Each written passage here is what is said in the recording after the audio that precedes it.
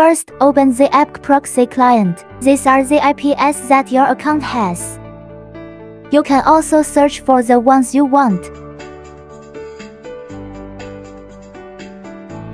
Pick one at random, right-click on Forward Port to Proxy and select a port. Click on Today list, find the IP you just extracted successfully.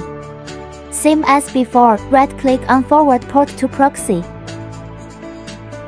Then click on Port Forward List, click to copy. Open MaskFog Browser. Create a new browser. Select the proxy method to customize and add the device. Fill in the device name and type.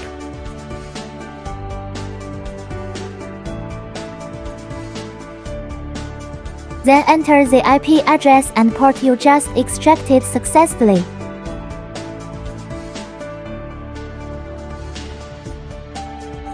Select an account platform.